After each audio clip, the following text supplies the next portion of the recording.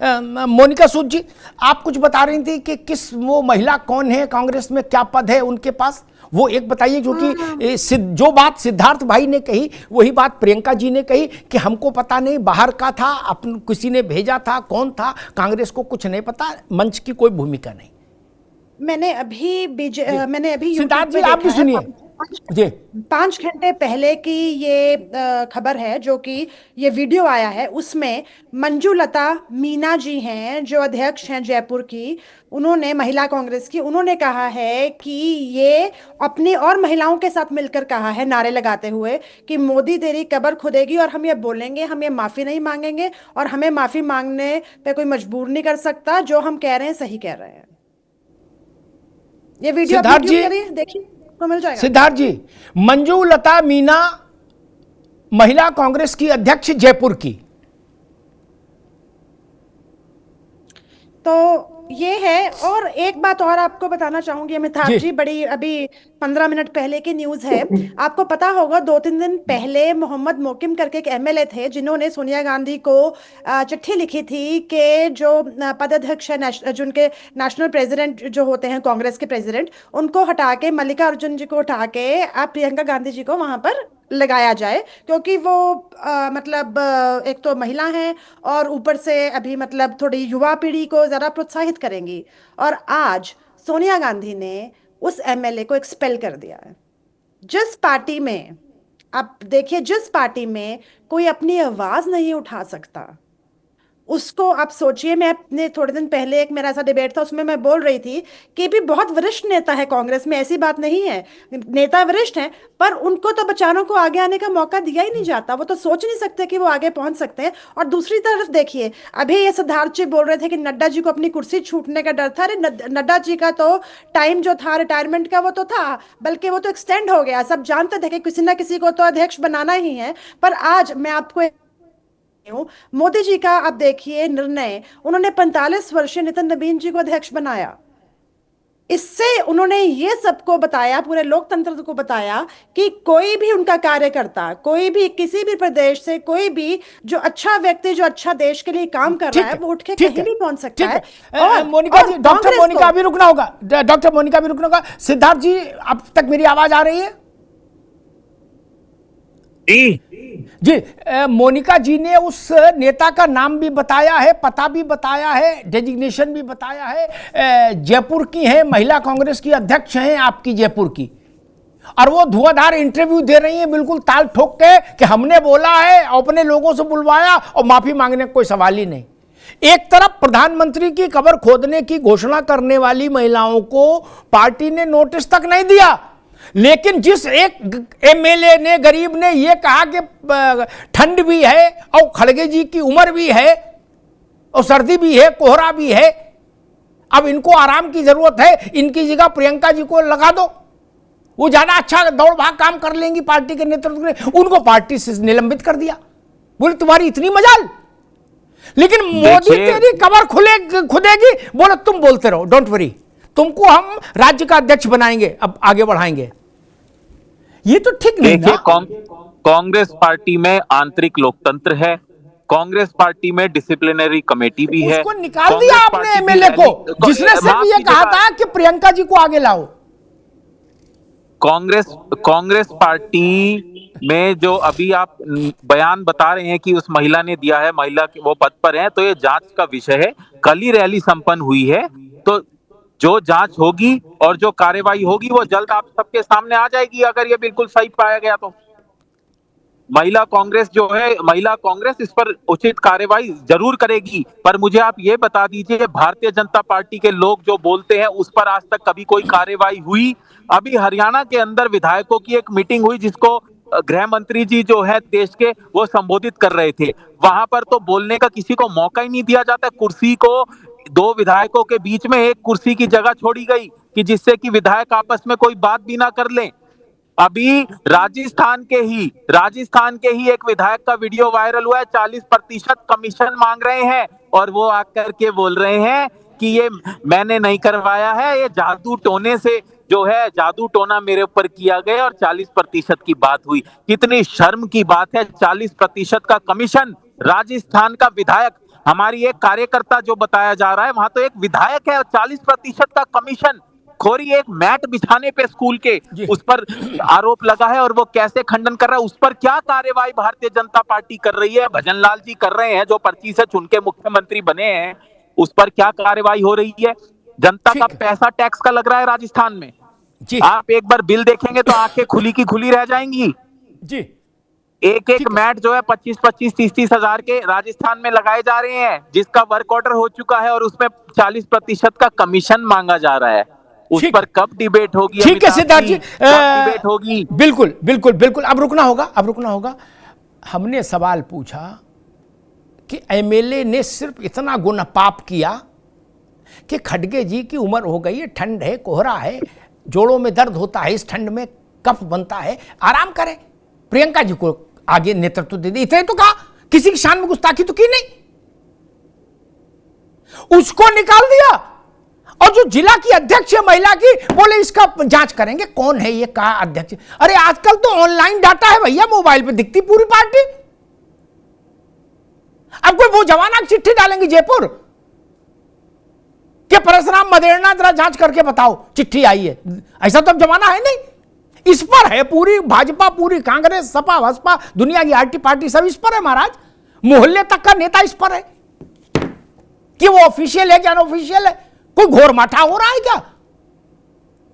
ना, ये गलतफहमी मत रखिए। और मैं एक वो देता हूं टेस्ट किट, अरविंद जी आपके पास आ रहा हूं, एक टेस्ट किट देता हूं सिद्धार्थ भाई आपके लिए। और ये बात देवेंद्र प्रमुख की पार्टी पर भी लागू, हर पार्टी पर लागू। जो लोग ये कह रहे हैं कि जांच होगी, कमेटी बनेगी, वो देखेगी कि राजस्थान में कोई जयपुर शहर है कि नहीं है, पहले इसकी जांच करेंगे, चीफ सेक्रेटरी को चिट्ठी लिखेंगे, फिर जयपुर में कोई महिला कमेटी है कि नहीं है, फिर उसका आधार कार्ड, पैन कार्ड सब चेक करेंगे, जन्मपत्री, आप जानो। मैं तो एक बात कहता हूं, अरविंद जी आप मेरी बात सहमत होंगे, ये जांच करेंगे, कमेटी बनाएंगे, इतनी जल्दी क्या है, सब चीजों को देखा जाएगा। इनके किसी नेता के बारे में अल्लबल बोल के देख लो, 3 सेकंड, जितनी देर में एएनआई उसको पब्लिक करेगी, 3 सेकंड में वो निकाल के बाहर कर दिया जाएगा, और 4 लाख बोनस में। चौथा सेकंड नहीं लगेगा महाराज। न जांच न पड़ताल, दे दनादन सटासट। नोटिस वोटिस कुछ नहीं होता। नोटिस तो सीताराम केसरी को नहीं दिया, वो बाथरूम में भागे, धोती खोल दी, धोती फाड़ दी। हमने तो द्रौपदी क्या वस्त्रहरण देखा था, यहां चचा का वस्त्रहरण। पिछड़े वर्ग का नेता, आयु में वृद्ध, न भाग सकता है न दौड़ सकता है, आपने उसकी नेम प्लेट तोड़ी और पैरों से रौंदी। और वो जो लोग आए थे वो श्रीमती सोनिया गांधी जिंदाबाद नारा लगा रहे थे।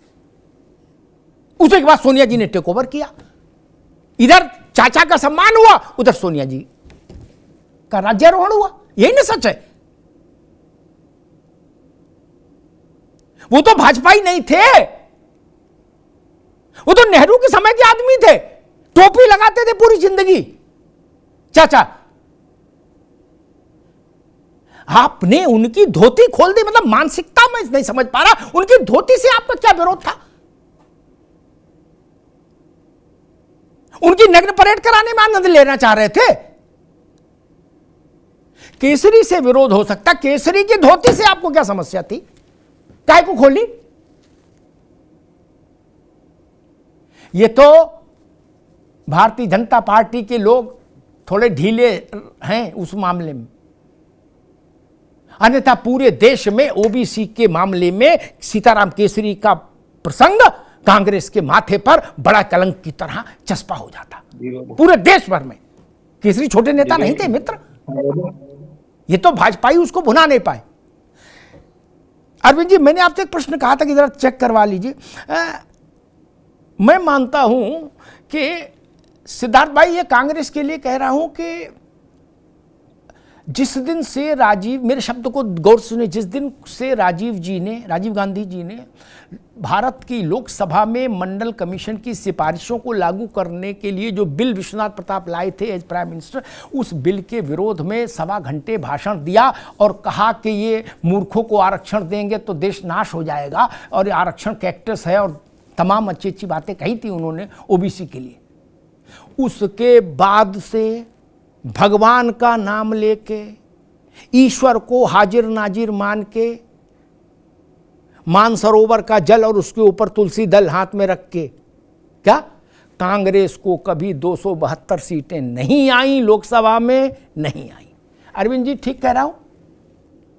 जी जी बिल्कुल ठीक कह रहे हैं। राजीव गांधी जब विपक्ष के नेता थे और जो चुनाव हुआ था उसमें बैलेट से हुआ था कि ईवीएम से? जी बैलेट से हुआ था। बैलेट से हुआ था। कांग्रेस को बहुमत नहीं मिला मित्र, और तब से कभी नहीं मिला। सरकारें रही आपकी, 272 जीत कर फिर कांग्रेस नहीं आई इतिहास में। अरविंद सिंह जी, इसका मतलब उत्तर प्रदेश में जब आप बहिष्कृत हुए तो ईवीएम नहीं था, बिहार ने जब आपको आउट किया तब ईवीएम नहीं था, एक जगह पंडित तिवारी थे, दूसरी तरफ पंडित जगन्नाथ मिश्रा थे, ठीक। और देश ने जब आपको 272 देने से मना किया, फिर कभी दिया ही नहीं, इतने चुनाव हो गए, तब भी ईवीएम नहीं थी। ये तीनों घटनाएं बैलेट के समय में हुई। अरविंद जी देखिए, कमजोरी को दूर करने का सबसे अच्छा तरीका होता है उसे स्वीकार करिए और उसको दूर करने का प्रयास करिए। जब राजनीतिक पार्टी ये माने ही ना कि उसके संगठन में कमजोरी है, उसके कार्यकर्ता जमीनी स्तर पे काम नहीं कर रहे हैं और जनता के मुद्दों को वह पार्टी नहीं उठा रही है, और यह कहने लगे, कभी कहे वोटिंग मशीन में दिक्कत है और कभी कहे वोट चोरी हो जा रही है और काम करने से बचे, तो फिर उस पार्टी का भगवान ही मालिक है, उसका भला नहीं हो सकता है। मैं तो एक दूसरी बात कहना चाहता हूं, जब डिबेट होता है तो जो विषय है उस पे केंद्रित रहना चाहिए। हमारे मित्र कांग्रेस के जो यहाँ प्रतिनिधि हैं सिद्धार्थ जी, अब ये आज का मोदी को जो गाली दी गई है उस पे डिबेट है, लेकिन ये भ्रष्टाचार पर और कमीशनबाजी पर चले गए। तो अमिताभ जी, मैं कहना चाहूंगा, आरोप प्रत्यारोप की बात छोड़ दीजिए, लेकिन प्रूवन जो सत्य है, यदि किसी राजनीतिक पार्टी पर सिद्ध हुआ है भ्रष्टाचार, तो भारत में केवल एक ही पार्टी है, उसका नाम है भारतीय राष्ट्रीय कांग्रेस। और किसने माना है कि भारतीय राष्ट्रीय कांग्रेस ने भ्रष्टाचार किया है? इस देश के सर्वोच्च अदालत ने माना है। और किस केस में माना है? झारखंड मुक्ति मोर्चा के सांसदों ने, जो कांग्रेस के सत्ता के पक्ष में, प्रधानमंत्री के पक्ष में लोकसभा में वोटिंग दिया था, उसमें सुप्रीम कोर्ट ने पाया कि कांग्रेस के रिश्वत देने के बाद झारखंड मुक्ति मोर्चा के सांसदों ने कांग्रेस को वोट किया था, और सुप्रीम कोर्ट ने कहा चूंकि लोकसभा में बहुमत सिद्ध हो चुका है इसलिए उसको हम रिवर्स नहीं कर सकते हैं, लेकिन इसमें रिश्वत दी गई है। तो घोषित रूप से और सुप्रीम कोर्ट के द्वारा प्रमाणित कोई भ्रष्टाचार वाली पार्टी है जिस पे आरोप सिद्ध हुआ है तो भारतीय राष्ट्रीय कांग्रेस है, नंबर 1। दूसरा, सिद्धार्थ जी करप्शन की बात कर रहे थे। यदि घोषित रूप से कोई प्रधानमंत्री और कोई सर्वोच्च नेता जिसने स्वीकार किया हो खुद के हल्फनामे में कि हमारे प्रधानमंत्रित्व में कमीशन होता है, तो वो है श्रीमान राजीव गांधी, जिन्होंने कहा 100 रुपए में भेजता हूं, तो उसमें से 85 रुपए लोगों के हाथ में चले जाते हैं, जनता तक 15 रुपए ही पहुंचता है। ये बताइए, शर्म का विषय था या राजीव गांधी के लिए गर्व का विषय था? इन दोनों बातों में, भ्रष्टाचार में और कमीशन में, कोई पार्टी खरी उतरती है तो भारतीय राष्ट्रीय कांग्रेस है। और तीसरी बात मैं कहूंगा, मैं आरोप की बात नहीं करूंगा, प्रमाण की बात करूंगा। भारत के राजनीति में कोई विपक्ष का नेता और सांसद यदि गाली देने के आरोप में और अपशब्दों के आरोप में दंडित हुआ है तो वो है श्रीमान राहुल गांधी, जिनको गुजरात के 2 कोर्टों ने कहा है कि यह व्यक्ति अपशब्दों के प्रयोग के लिए दोषी है और उनको 2 वर्ष की सजा सुनाई है। सुप्रीम कोर्ट ने केवल उस सजा को स्टे किया है, सजा को समाप्त नहीं किया है। मेरा हमेशा से निवेदन रहता है कांग्रेस के मित्रों से, आप कुछ कहिए तो सोच समझ कर कहिए, कुछ बोलिए तो सोच समझ कर बोलिए, और जो आरोप लगा रहे हैं आप दूसरों पे, वो देखिए कि आपके ऊपर वो आरोप लगा है या नहीं लगा है। मैं इतना ही कहूंगा अमिताभ जी।